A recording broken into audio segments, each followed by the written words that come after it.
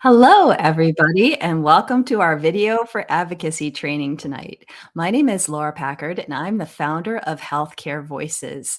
We're a nonprofit organizing adults for healthcare advocacy.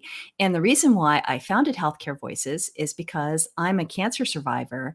And while I was going through chemotherapy and radiation treatments, I was also fighting to keep the health insurance that was keeping me alive. We need more media training available for progressives so that we can advocate for a better healthcare system. And so that's why I'm so pleased to offer this training and many other free media trainings at healthcarevoices.org. So thanks for joining us tonight. We hope to help you use your story and your advocacy to make for a better healthcare system and a better world. And first, I'm delighted to introduce Cameron Stevenson, the founding editor and chief political correspondent for the Copper Courier, to tell us more about how we can make great videos. Hey, Laura, thank you so much. Like you mentioned, my name is Cameron Stevenson, founding editor of the Copper Courier. It is the Courier newsroom outlet in Arizona. Our main focus here, as in the other states we operate, is to provide news where people are online. And so that's not necessarily a website. A lot of times that's Instagram and TikTok and Facebook and any other social platform. And so we've been able to develop a fairly successful method for creating content, video content specifically online. I also teach a class on content creation at Arizona State University. And a lot of what I talk about is kind of the theory and the concept behind how to create engaging content and how to effectively be a storyteller. Because that's essentially what you're doing is you have a story you want to tell and you want to find a way to get it to people in a way that they will be interested and engaged and potentially cause them to act on whatever your call to action may be. So I've got a little presentation here. Let me get it pulled up. And it's right now it's directed towards TikTok. The only reason that is because TikTok is the main social platform right now. You can become very successful on there without having to do much except for produce good content. But everything I go over in this presentation is relatable to YouTube Shorts. It works on Instagram Reels. It will be applicable to any future platform because it's just the basics of storytelling. And the number one thing is not to overthink it. Telling stories is one of the oldest skills that humans have learned, is being able to share your stories. TikTok is just another tool. Before this, we did cable. Before that, there was radio. Before that, it was, drawings on the wall. Different trends come and go. Different platforms come and go. And so it's important not to get hung up on these specifics, but instead, the specific trends or specific platforms, but instead focus more on the constants of storytelling. And so I've got a bunch of notes here that I'm going to go over. Just be aware that all of these will be available, so you don't necessarily have to take rigorous notes on these slides right now.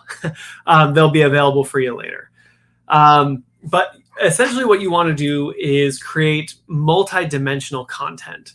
You need to figure out, not just what message you want to get across, but what the story is behind it, what the exposition, and how that can be told through a video format.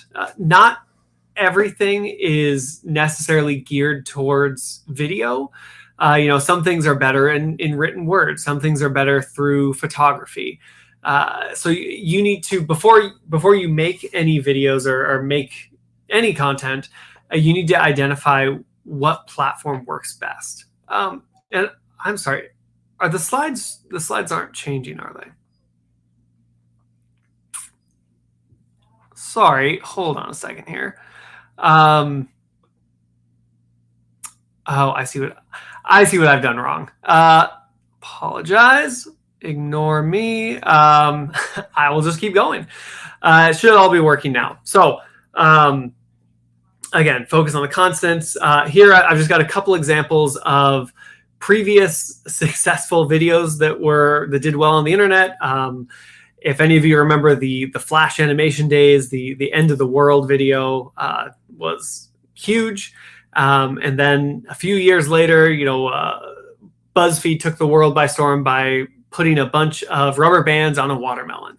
And millions of people watched that on Facebook Live. Because that's what worked at the time, because they found something interesting and compelling that people wanted to watch.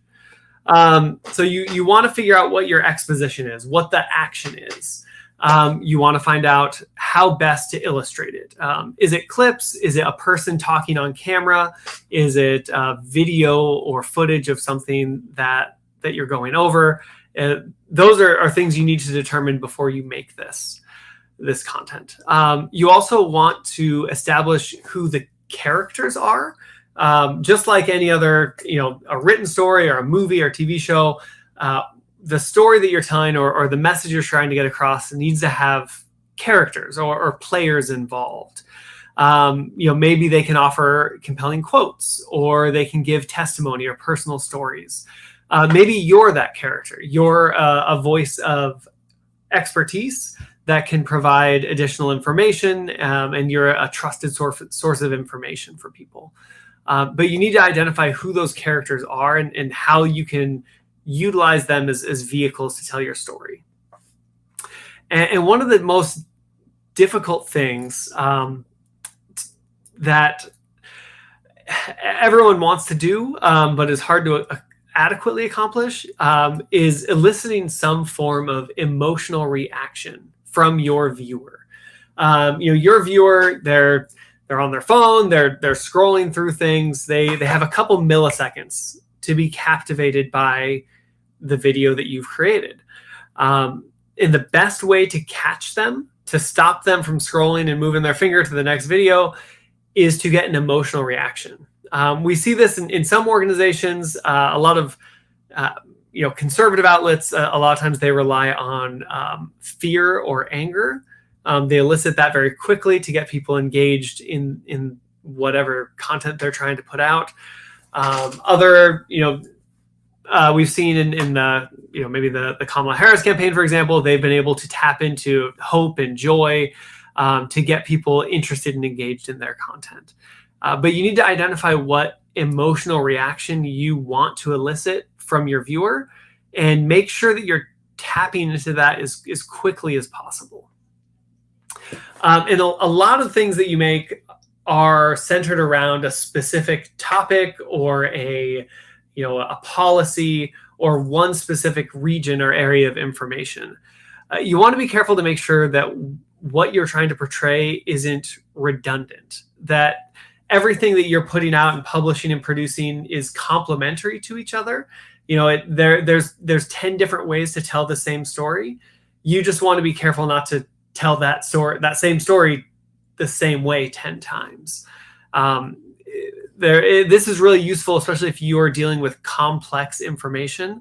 If you can break it down into a bunch of videos, little bits at a time that work both independently and as a group, that is an excellent way to get people to follow your page, to engage in your content, and to keep watching and searching for more.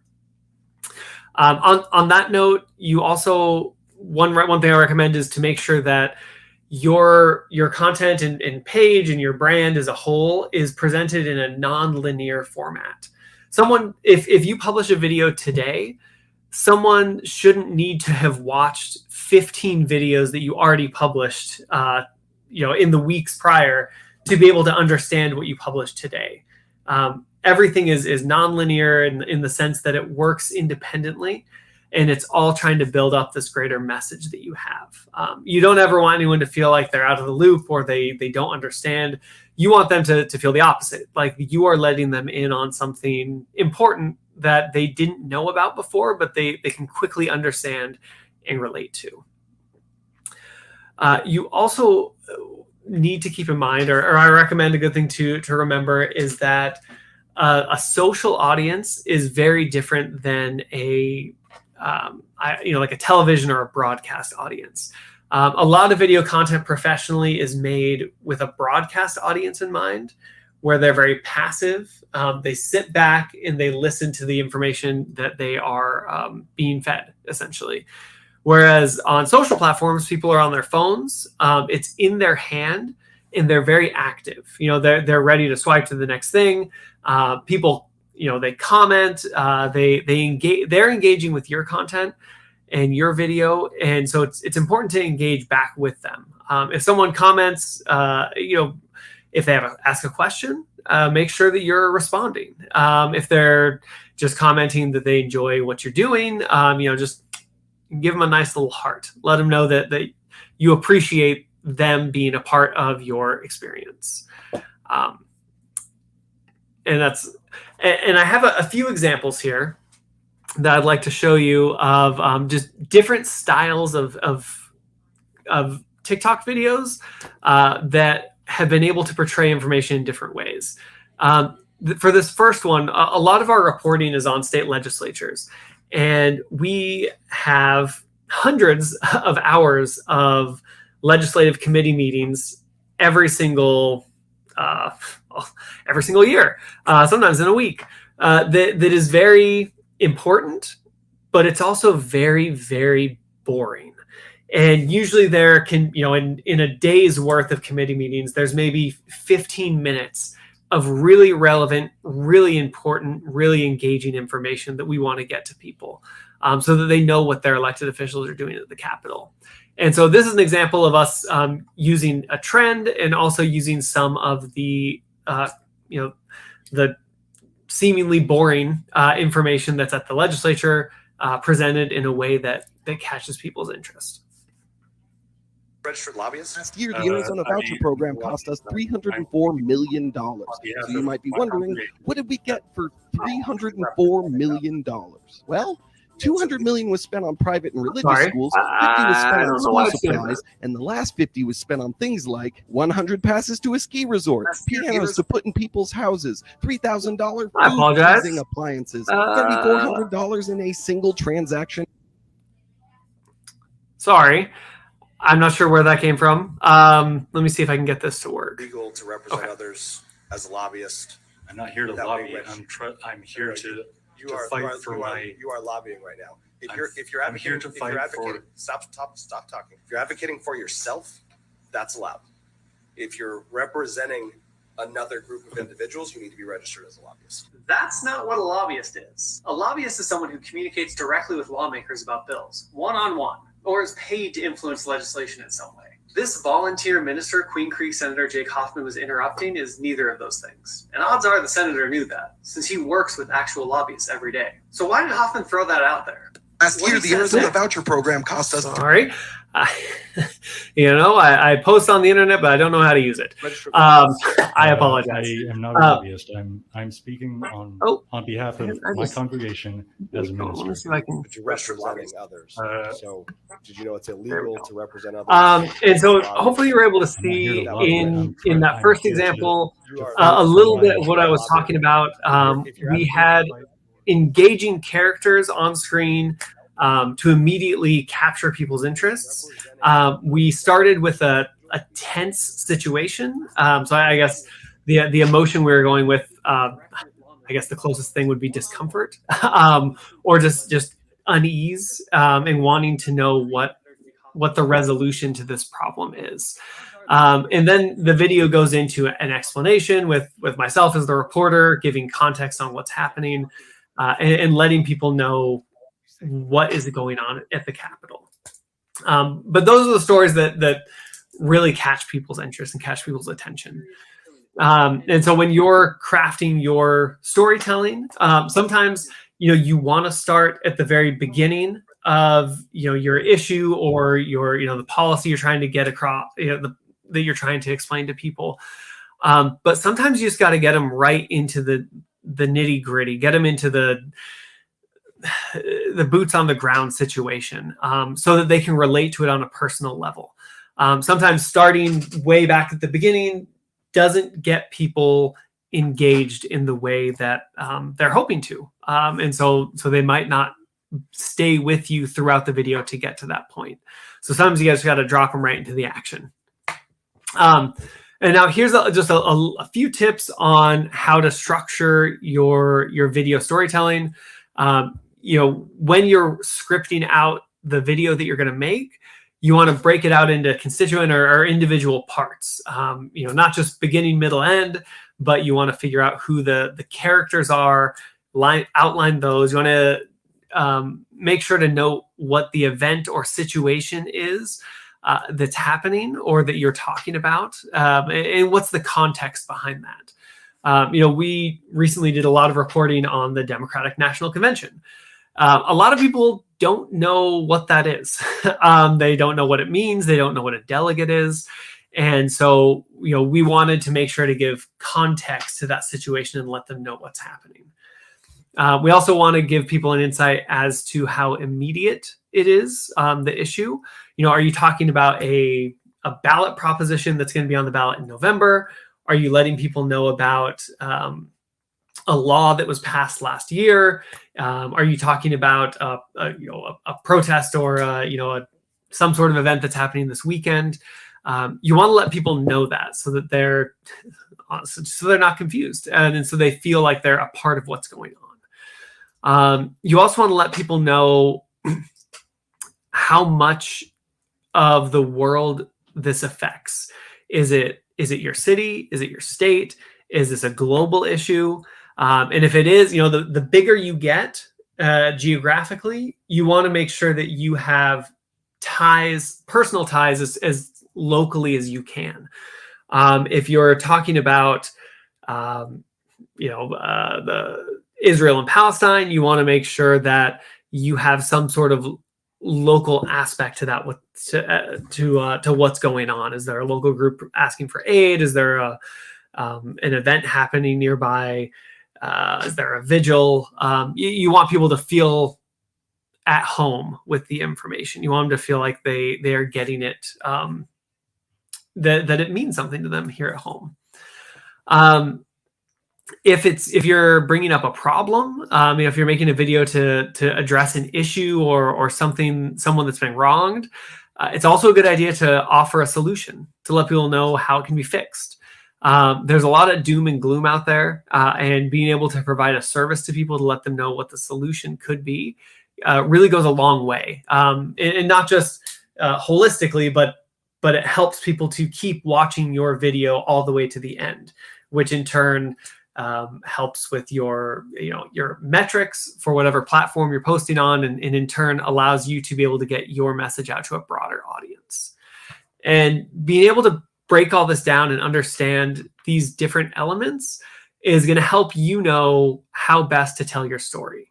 Because sometimes that can be the scariest part, right? Is you have a message you want to get out. You need to let people know what's going on. But maybe you're not a media person. Maybe you're not comfortable on camera. Maybe you're very private and you don't like putting yourself out there in this way. This allows you to be able to figure out how to best do that in a way that's in your comfort zone and still effective. I've got some more examples, but I'm short on time, and with my luck, I'll just have 16 different things playing at once. So I'm just going to go straight through into my notes here. The examples will be available later on for you to view at your own time and pleasure. So online, there are 6 different content lanes or 6 different types of videos that are successful and effective. And if you're able to identify which one works best for your content, it's in your best interest. The first one is what I deal with the most, is an update, just a news brief. The thing you need with this is some sort of voice of authority or legitimacy, someone that your audience trusts. Maybe it's your organization's executive director. Maybe it's a local, a local known entity who can provide information. Maybe you're talking about health issues and you have a doctor who can give that legitimacy to your news brief. That's what's really needed for those. You can either do that by building up your own staff and people to provide that legitimacy, or outsource it and find other people, find other content creators, find, you know, experts in the field. Another one is looking at what is trending. Is there a trending sound on TikTok? Is there a meme that's going around? Is there something interesting that is kind of taking the world by storm? You know, is there some pop culture trend that you can relate your information to? Now, this one's really tricky because it's really easy to do it wrong, and then it's kind of cringy and just doesn't quite work. It's not natural. And so this one I kind of caution against using unless it's a trend that really aligns with your message. That's the most important thing, is don't try and shoehorn your message into a trend. Find one that works with it naturally. Another content lane is perspective. You want, you know, let's say there's some issue that is very well known in your community or with your audience, to the point where it's, you know, you may feel like you're saying the same thing over and over again. If you can give people a unique perspective to that issue, you know, if you can give a unique perspective to why it gets so hot in the summer, or why there's so much traffic at 5 o'clock in the afternoon, that's something that people will key into, because they want to know more about something that they feel like they know everything on. It just gives them that little dopamine hit and lets them know that there's more out there. Another content lane is education. If you can provide some sort of academic background to the issue you're talking on, is there history behind it? Is there science that can refute, you know, accusations against the issue that you're talking about? Is there some sort of mathematical equation that that somehow validates your position? Or is there something happening in the world, some current events that you can tie into what you're talking about? Education is, I mean, people love to learn, and finding a way to educate people in a way that is informative and easy to understand, and ties back to the issue that you're trying to present on video, is very well received. People really enjoy it. People also love inspirational stories. If you have people who have been personally impacted by your by the thing that you're trying to let people know about, by your, you know, issue that you're advocating, or the policy that you're trying to get across, or the information that you're trying to convey, personal stories work really, really well. They're very helpful. People relate to them, of course, and it takes it from this academic or this philosophical piece of information into something that's personal and can be internalized. And then there's, I consider this more the low-hanging fruit, which is diversion. Something funny, something shocking. You know, America's Funniest Home Videos is a great example, or Chive TV. Just stuff that just catches your attention, is just very eye-opening, jaw-dropping. Usually that only works if someone says something shocking that's in relation to what you're talking about. But it's definitely a tool that you can utilize effectively if it fits with your issue. Again, got some more examples. Definitely encourage you to check them out. I know I am just running out this clock. I'm sorry. Like I said, I teach this at ASU. I usually engage with the students a little bit more, and I could probably just ramble on for hours. So hopefully this has been useful. This is, if nothing else, this is the most useful part of what I'm going over, because it's very quantifiable. And that is the technical checklist. There are a few just technical things that help get you past, you know, automatic barriers that are on social platforms. You know, when you upload to TikTok or YouTube Shorts or anything, they do certain things to determine how aggressively to push out your content. In the same vein, there are certain things that people do subconsciously when they're watching your video to filter out content as well. And this is a checklist to get past those filters. TikTok, and this first one is TikTok specific. They are right now looking for videos that are at least 60 seconds. But people's attention spans don't go much longer than that. And so for TikTok, I say at least 60, but less than 3 minutes. YouTube Shorts, obviously the longest you can go is 60 seconds. But really, you probably want to go around 30 seconds. But in general, you want to keep your videos short. If it's too long and too complex, then you need to find a way to break down that information in more simplistic terms. You want to use, this is a very simple editing technique, but after you record your video, you want to edit out any pauses. Anytime you take a breath, that's a chance for someone to swipe because it's silent. They're looking for something to engage with, and that silence is not what they want. So when you're editing, just cut out those pauses. Try and cut out any filler words. I've said plenty of them during this presentation. If you watch some of the videos that are in the examples, you'll notice there are edits pretty frequently. So people, one, to cut out those pauses, and two, because people need that movement on screen to kind of keep their attention. The third one is huge. Don't bury the lead. That's just like a newsroom best practice. You want to make sure you don't want to build this large 5x structure. You want to go, where you build up to the climax, the most shocking thing here, and then eventually go back down to the resolution. You want to start with the climax. You need to have the most interesting, engaging piece of information right up top. And then you go back and show people how you got to that information. That will keep people interested. It will keep them curious, and it will give them what they're looking for. If you start a story with, once upon a time, they're just going to swipe through because that's not what they're here for. You want to make sure you have decent lighting and audio. And I'm not talking anything too high tech or too expensive. A simple ring light and there's very inexpensive microphones that you can plug into your phone or your computer that get clean lighting and that will give you good, get clean audio and give you good lighting. The reason that's important is because every social platform now auto detects your quality. They do a sound check and they do a visual check.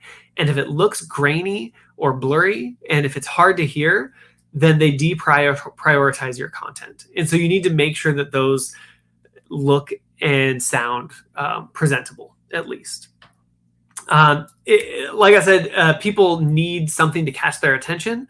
You need to have some visual change on screen within the first 2 seconds.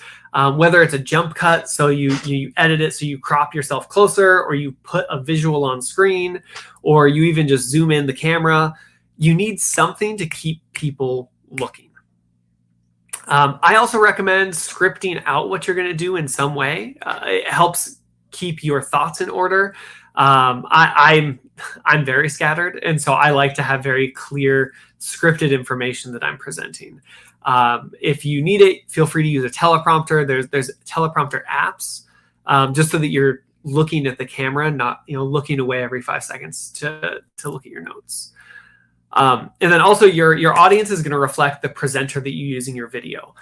So if you are looking to to reach out to Gen Z women, don't have a boomer be your presenter. You need to have someone who looks like who reflects your audience, because that's who they're going to relate with the most. Got some more examples, little tease. Make sure to check them out. It's good stuff. And that is the end of my presentation, which works out because I believe I'm out of time. Thank you so much, Laura. Hopefully this was helpful. And make sure to, if you need more examples, please make sure to follow Copper Courier and Courier Newsroom on any social platform you use. Thank you, Cameron. And yes, you should go to healthcarevoices.org/learn, where we have Cameron's slides and we have Mika's slides afterwards, and lots of good examples. And now it's my pleasure to introduce Mika K. McDonald, who is the creative director, but who director. I'll take any Scrolling and talking at the same time is bad. Creative director of community change. And you don't have to be perfect to do video, because unlike this, which is live, when you are doing video, you can cut and do as many takes as it takes to be smoother. And with that, I will turn it over to Mika. Awesome. Thanks so much, Laura. Yeah, Laura has known me with many different hats on. I've gotten to know her for a number of years. And also, thank you, Cameron. That was awesome. If folks don't know, Cameron kind of undersold himself at the beginning. He is pretty TikTok famous. So if you haven't actually gone and checked out and viewed a lot of his videos, I would do that. I think we're going to start with the slideshow. So your voice, your stories, using video to drive advocacy campaigns. Next slide. So just really briefly at the top, I work for an organization called Community Change and our sister organization, Community Change Action, and we build power for low-income people, especially low-income people of color. So while Cameron was really explaining this point of view from more of the journalist standpoint, I'm going to come at it from a little bit more of that nonprofit standpoint. Next. So our organization was founded in 1968 in the wake of the heartbreak and chaos of the deaths of Reverend Martin Luther King Jr. and Robert F. Kennedy, the real one. And I can name that because from the beginning, so over 5 decades for us, but longer than that in the span of like the civil rights era and the progressive movement in general, we've seen the power of storytelling in building powers and building our communities. Also echoing kind of what Cameron said, that although this technology is new and these platforms are new, the strategies and the values behind it are things that are tried and true and things that we've been doing for generations. Next slide. Okay, so I probably don't have to tell you this, but storytelling has always had the ability to humanize complex issues and build empathy. Really key in this is that its ability to bridge cultural barriers and create resonance across diverse audiences. That human experience that we refer to a lot transcends borders, transcends zip codes, and really pulls more people into the conversation. It also very critically can frame issues in ways that challenge dominant narratives and promotes systemic change. So using the example of healthcare, one of the things that really grinds me is when I see reporting on healthcare that doesn't actually have any patient voices in it. So we're only hearing about the policy, and that is often being haggled behind closed doors, and not the people who are actually being impacted and living the consequences of those conversations. And so pulling in those stories, one, it shares that power more, but it also really tells the larger, more complex story of what is happening. And that at the end of the day, when talking heads debate policy, it's individuals, it's families, it's real people who are being impacted by that. And it can also inspire action. So it shows that the tangible impact of those policy conversations. I have been in this work for a while, and I know I'm not alone in that. Sometimes it's hard, like as folks say, to see the forest through the trees, and storytelling really grounds you, or at least it grounds me a lot, and I know it does for a lot of other people. To again, like show why we're in this work and who's being impacted by it. Next slide. Next.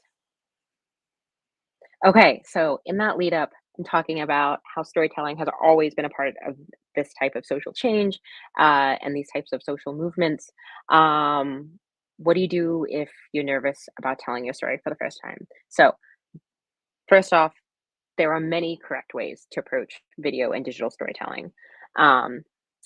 If you go and I'm going to plug Cameron's TikTok again. If you go and view his TikTok and the rest of the Copper Courier and Courier family TikToks, you'll see that some of them have kind of that through line where it's like direct to camera reporting that he showed and is so good at. You'll also see that they break it up. They do those jokes that he was talking about. They do kind of those quick turnarounds. You'll also see other creators who take completely different approaches.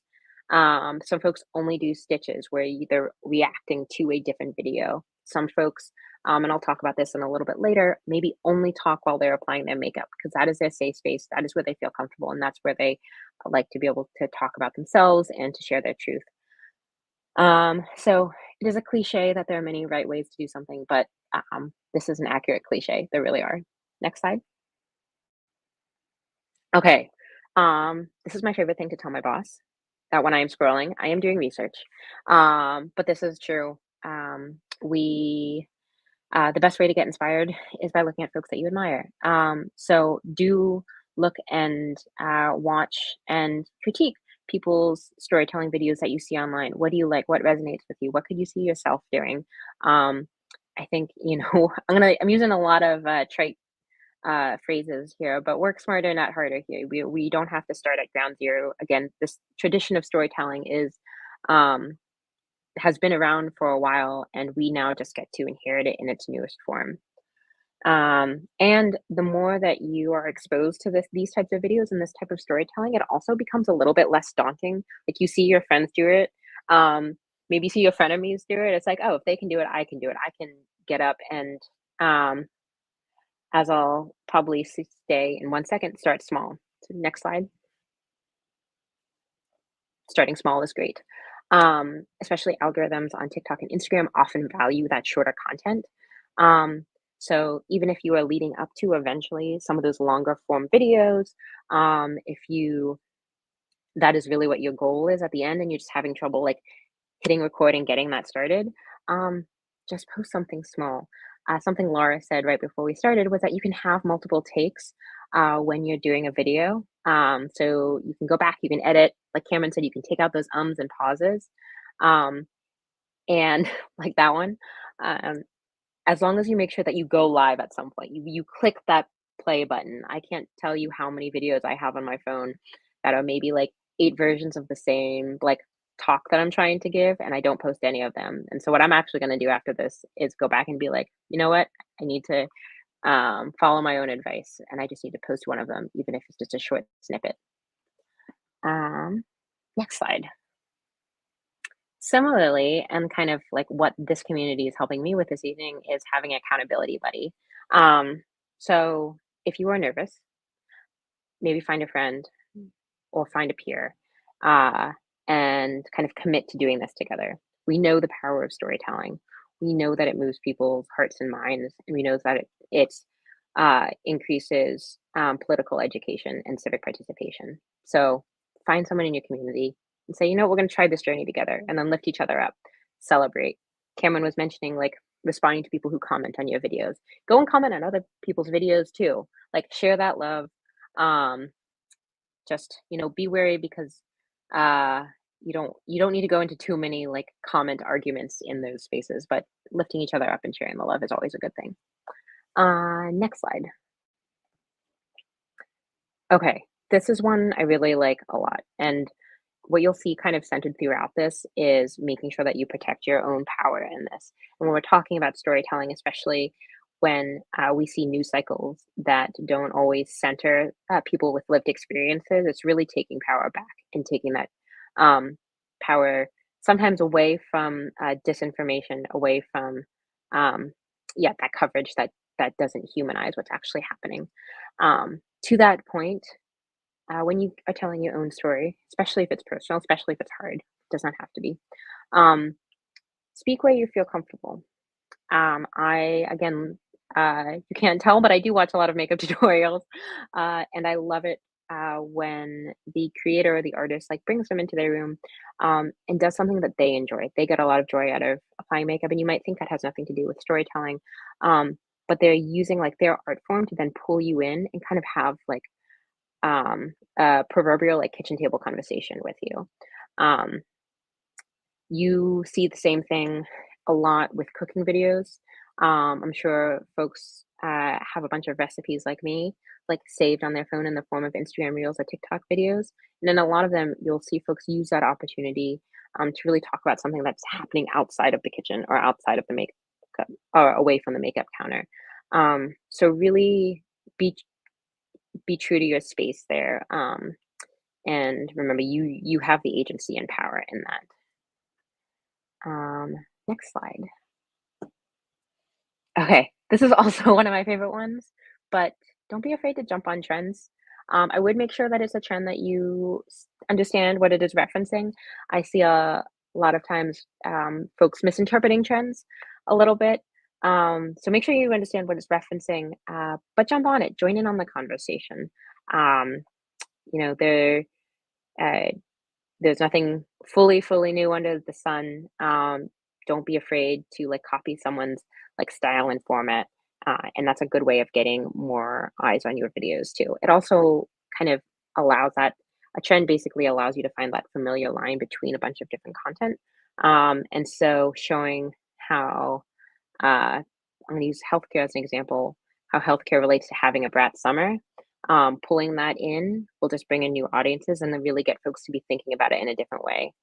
Um, there are a lot of resources out there in seeing like what trends are going on right now, and you can identify how to jump in on them. Another way is like picking a few creators who you know always kick it out of the park, swing it out of the park, all the sports metaphors, um, and seeing when they jump on a trend and how they do it, and just follow them. Just like take that inspiration and do the same thing for yourself. Next slide. This is a really soothing one for me, and you can see where my proverbial and literal For You pages are going. But doing day in your life tours. And this doesn't have to be like a full, every minute of your day being shown.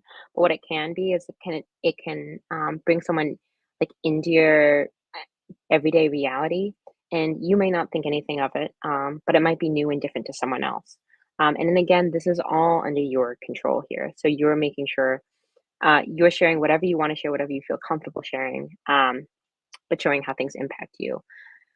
Um, and showing how like the policies that are being debated might impact your daily life. Maybe it is the medical devices that are in your home, or the medicines you have to take, or the doctors that you need to go to, that folks on the outside just aren't seeing that additional labor that you have to hold, or folks in your position might have to hold, as folks in your communities might have to. So things that you might think are not as significant, especially when we have this ability to like share diverse experiences, really can hit home. Um, Next slide. Okay, next slide. Writer's block. I know many of us have looked at a blank piece of paper and been like, okay, I need to write something, I need to share something, but I don't really know where to start. Same thing goes for these types of platforms. One that I love is just stitching or doing a reaction video. The creator that you see on the screen right now is Tega Reacts, at Tega Reacts, and they have a huge array of content where they're truly just reacting to other people's videos online, and sharing their own spin on it. And so you can do this like literally by making this type of reaction video with a split screen. Also, is I've heard is like a little bit helpful for folks who like don't want to be filling up the entire screen. Having that split screen is sometimes a good stepping stone. So you could do it that way, or you could just react to the news and how that's impacting you. Maybe you are scrolling Cameron or the Courier's TikTok and you see news and you see how it's impacting you. You see coverage of a local issue that you're invested in. After you text your best friends or your partner, make sure you go and then also like send that videotape that visceral reaction and share your take and post it. And what that does also is you post something in response to someone else's, it again just kind of continues like community building online, and also builds engagement across different people's platforms. Next slide. This one is good, and this one kind of references a little bit back to those kitchen table conversations, or the really natural conversations that you might have when you're cooking dinner, or for some people doing their makeup. But just start by, if you're not sure how to start by telling your story, um, start by speaking to a trusted friend. Pull some aside and just talk about your own lived experiences and what it means to you, and why you feel that your voice is powerful. And you don't have to do it with any cameras rolling. You don't have to do it with any recording, but just kind of get used to talking about that and recognizing the importance of it, and recognize and getting used to a little bit the sound of your own voice, and being confident in it too. And then eventually you can see how all of these weave together can turn into your accountability buddy. Next slide. This is just free writing, another tactic. Um, as you can tell, I'm really trying to prime folks for hopefully after you finish this training, after you watch this video, you'll start trying to film some of your own and start trying to build up your own videos. But just start free writing. Set the timer for a little bit, put on some music, block it out, and just start expressing yourself. And you'll be surprised to see what threads you can pull from that, that will eventually turn in to something bigger. Next slide. Okay, this is a big one. You are the expert on your story and your lived experience. So I'm going to reference some of the community change programming. At Community Change, we have diverse staff and folks who work with us in terms of identity and in terms of working and skill sets. So we have folks who are experts on policy, who know policy in and out, can tell you about the child tax credit like the back of their hand, can have portions of the ACA memorized. They are an expert on that. It does not necessarily mean that they are the expert at sharing like my story on why I am in this work. We also have folks who are experts at like building out grassroots organizing campaigns. You'll have experts on like different parts of what makes progressive campaigns work and what makes advocacy powerful, but none of the folks are experts on someone else's individual story. And one of the things that we see a lot is some of that imposter syndrome of, okay, well, if I don't have the ACA memorized, how can I speak on it? And the truth is that if you're being impacted by it, we need your voice out there. So really staying true to that and knowing that your presence in a room, your presence like interjecting personal stories into policy debates, really, really goes a long way. And you are an expert with that and should run with it. How we operate is we have a legion of TikTok and Instagram creators whose expertise is building an audience online and sharing personal bits about their story. And so what we do is we connect them then with our policy teams and with our grassroots organizing teams. So they also learn more about how these campaigns can work and with skill sharing along the way. But again, for your own story, you're the expert. Don't let anyone take that away from you. Next slide. Similarly, every story counts. There are many correct ways to make a video. There's no set of requirements on what it means to start telling your story. You do not have to cover every single part of your lived experience in your first video ever. In fact, I would encourage you not to do that. But sharing how your experiences impact your day-to-day life, sharing background on it and why you're thinking and why something in the news is resonating with you. Pull in those pieces and you'll begin to also see how your experiences and your stories are relevant to the news and the debates that are happening. The key is just honesty. And it is being genuine on these platforms goes an extremely long way. And you'll be able to find your kind of smaller niche communities pretty quickly when you begin to do that. Next slide. When we lift each other up. So hopefully if you have made it this far into the training, you have seen examples from Cameron the Curious TikToks on what incredible video storytelling can look like. And you are now ready, if you haven't started, to flip open your phone and just start pressing record. Start trying to do this, start learning how to start getting more comfortable in telling your story. It does not have to be perfect. In fact, crisp, perfect, highly produced video doesn't always do that well on these types of platforms. Folks just want to see who you are and what you believe in and why you're passionate about the causes that you are advocating for. And I think I'm going to pass it back to my good friend Laura. Thank you so much, Mika. And thank you to everybody who joined us tonight. I just want to echo what Mika said, that it does not need to be perfect. You will get better at video as time goes on. That if you have something to say, you should go ahead and say it and see what happens. In 2017, when I was diagnosed with cancer, I was one of tens of millions of Americans that had health insurance through the Affordable Care Act. I was one of millions of Americans that had cancer, that was going through chemo.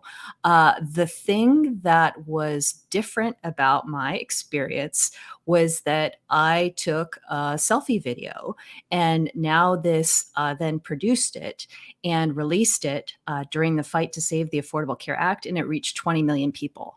And so it was timing, and it was a compelling personal story. And the video platforms back in 2017, those algorithms, you needed to have a large audience to reach a large audience.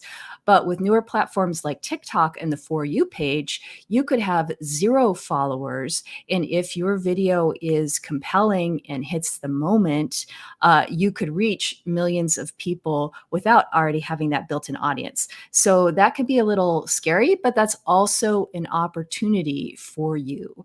That on platforms like Instagram and YouTube, you may already need to have some of an audience built up to reach a large audience. Although, again, they are moving towards For You type algorithms where they just surface the best content, whether or not you already have that audience. So try. It's okay to not be perfect, but don't be a perfectionist and never get started. And it sounds like Mika needs to take that to heart, and I need to take that to heart too, because I also have tons of videos on my cell phone that I never actually released. And so don't let that be you. If you have something to say, go ahead and say it. It's okay to not be perfect. Just give it a try. You will get better over time. You will find your people, and your people will find you, because I know you have something to say. We all have something to say, whether it's about right now, the things that are topical. The Inflation Reduction Act just turned 2 years old. And so maybe you're benefiting from $35 insulin, or maybe you're not. Maybe you're not on Medicare yet and you need lower drug prices now. Or maybe you're in a state with an abortion ban, and that's affecting your healthcare, whether you can get basic healthcare. Hospitals are closing, doctors are leaving. So whatever's going on in the healthcare world, you should feel empowered to share your personal story, to make change, to change it. Because I think none of us would say that our healthcare system is perfect, but that gives us the opportunity to make it better. So thank you again for joining us tonight.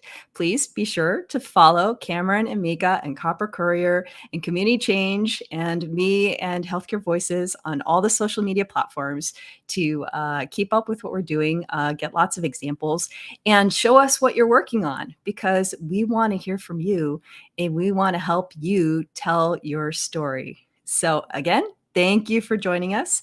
You can watch this after the fact at healthcarevoices.org/learn, where the slides are, where there are additional free trainings for you, including how to write a letter to the editor, how to talk to a reporter, and much more. So thanks for joining us, and keep pressing for the healthcare we all deserve.